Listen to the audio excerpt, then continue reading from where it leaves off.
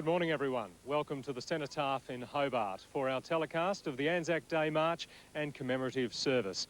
This is the 89th anniversary of the landings at Anzac Cove in 1915, and like that original Anzac Day in 2004 falls on a Sunday. With me in commentary is Tony Scott. Good morning, Tony. Good morning, Peter. Today is a sad but proud day for our veterans, but Pete, it's going to be an exciting and proud day for some 200 students from around the state. They've come as far as Flinders Island to parade here today for the first time, and I'm looking forward to it. Yes. And that's the parade route from the Cenotaph. We look up Macquarie Street to where the units are gathering near Franklin Square to begin the march to take the salute from the Governor, Richard Butler, at the Hobart Town Hall. And as we've just seen, there's going to be some very excited school children taking part in the parade this year for the first time in an Australian first for the Hobart March. Peter G in commentary with Tony Scott. And Tony, those veterans that can't march, motorised transport for them this year. Yes, and it's good to see the committee once again has been able to get some of these United States Jeeps and that, where the veterans themselves can be seen by the public. And it's good to see the crowds on the side of the street, Peter, are fairly deep again this year, so the support is there once again.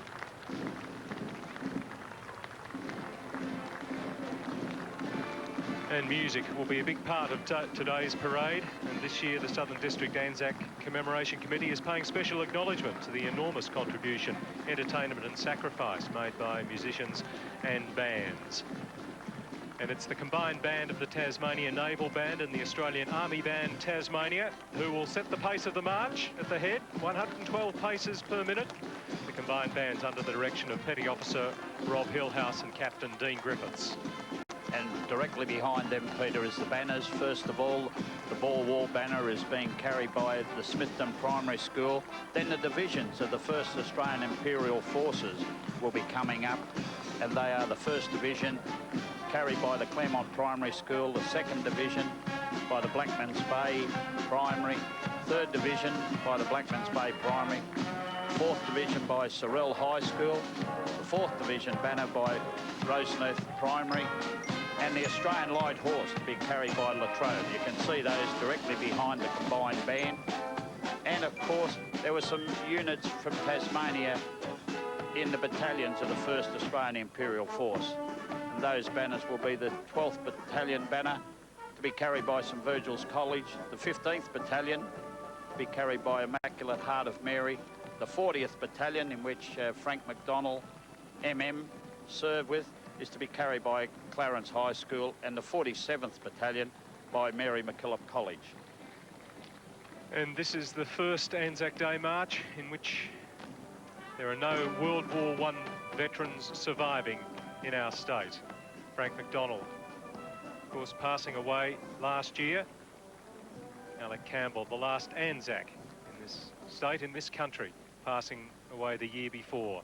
And one of the mythic, heroic figures from the original landings at Anzac Cove was Simpson, John Simpson Fitzpatrick, and he and his donkey, a number of donkeys, I believe, that Simpson used to rescue wounded soldiers from peril. So many instances of bravery displayed by John Simpson Fitzpatrick that they really didn't have anything documented that would have recommended him for a Victoria Cross. There has been a push over the years that he should be awarded the Victoria Cross, and that hasn't taken place. But of course there were so many acts of bravery that hadn't been acknowledged that way through all the conflicts in which Australia has taken part. The senior service, the Navy, at the front of the march. Yes, the Naval Reserve down here in Hobart, it's quite strong, and the officers of the Tasmanian Naval Reserve leading, and that is followed by the Royal Australian Navy Band that's visiting the state.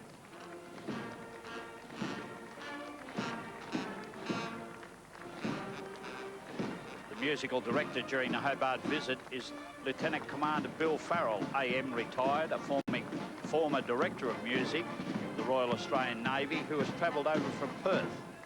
And the drum major is former Petty Officer Jim Hawkins from Lismore, Northern New South Wales. Jim is the founder and the secretary of the Royal Australian Navy Band Association.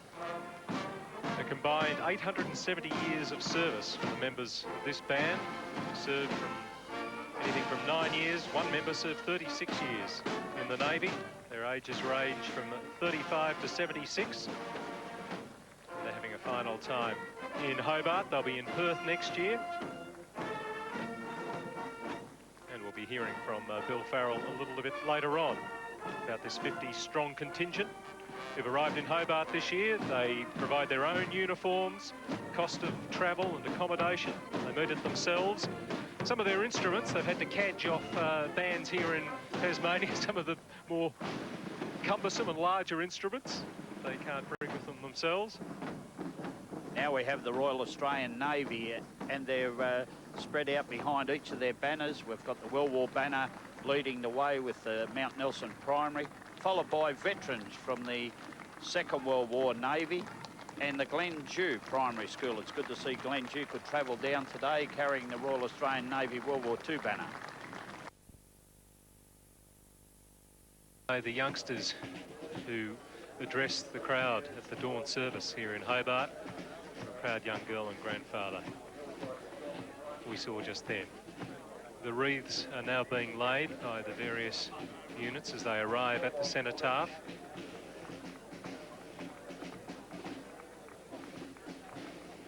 And the numbers swell here in preparation for the commemorative service.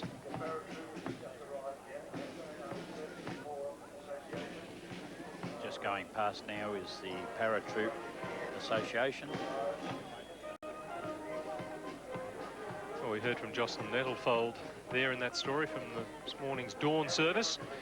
She's here now at the cenotaph with Lieutenant Commander Bill Farrell, AM retired, former Director of Music for the Royal Australian Navy, and he's travelled from Perth, as we've heard, to lead the ex-Navy band who are visiting us for the first time. Jocelyn.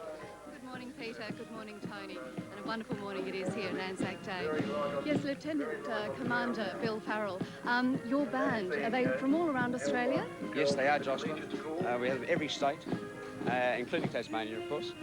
And we're very proud to be here today. How often do you get together to play? Once a year. We always try and do an Anzac Day parade somewhere in Australia. We started in Sydney. We've been to Nowra, Ballina, Melbourne, and now we're in Hobart, and next year we're in Perth. How important is music to the forces, Bill? I think it's most important. It's great for the esprit de corps of the sailors and the soldiers and the airmen, and it's a great marching medium, of course, and it keeps them in step. And was the parade performance the only one that we're going to hear from your band in Tasmania? No, the band are playing at North Hobart Oval at 1:30. There's a football match, I think it's VFL, I'm not certain. The Ballarat somebody and the Tasmanian Devils. So we're playing down there before the game starts. And then heading back to your various home states? Yes, we have a final barbecue this afternoon, head back to the mainland tomorrow, and we get together next year in Perth. Fantastic. Yes. Thank you very much for your time today. Thank you very much, Jocelyn. Lieutenant Commander, retired, Bill Farrell, who was the former musical director for the Royal Australian Navy. Peter. Thanks, Jocelyn. Yes, the band will be going up to play at North Hobart. The VFL match between the Tassie Devils and the North Ballarat Roosters. And Jim Hawkins, who is the secretary of the band association and one of the founders of this Naval Veterans Band, is no stranger to big football matches. I saw him perform with the Navy Band in 1967 at the VFL Grand Final at the MCG. It was my first Grand Final. Geelong played Richmond. I won't remind anybody of the final result, but the Navy Band, prior to finals in the VFL as it was then, was a highlight for me because they would form the first letter of the competing team. So I can remember a big G and a big R forming on the oval. I don't know whether Jim and Bill will manage that with the Navy Band today up at North Hobart, but it'll be worth going to find out. I believe, Peter, they're doing a band display up there, and of course that's before the Alec Campbell Anzac Cup, honouring Alec Campbell, and of course the best and fairest from both sides will receive the Frank McDonald MM medal.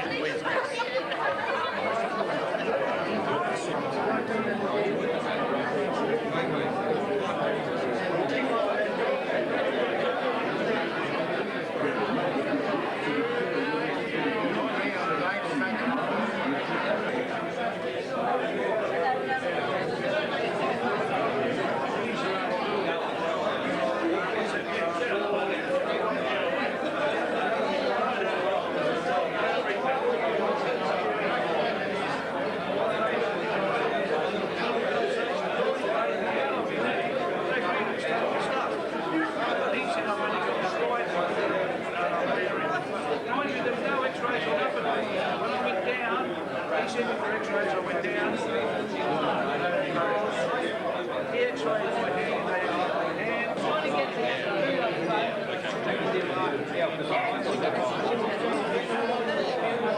are West Australians.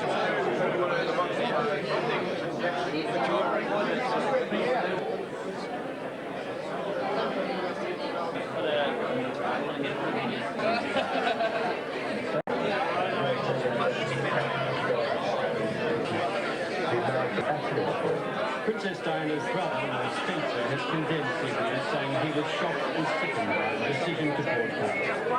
Unofficially, it's believed that Princes William and Harry just want to laugh.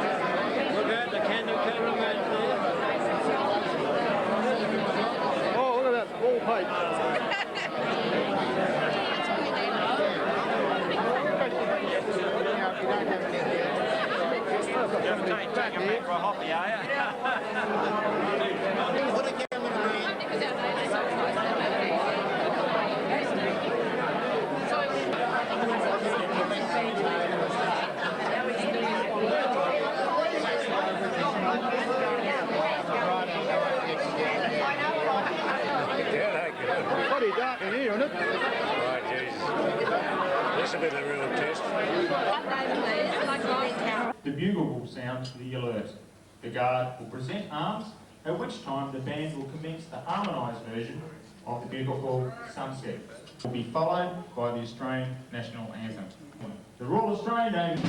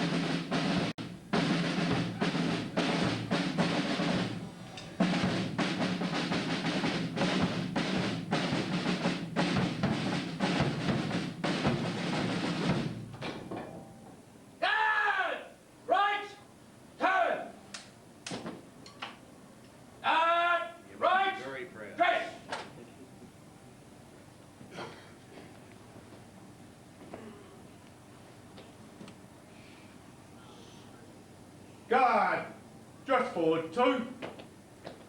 Well, guard, steady.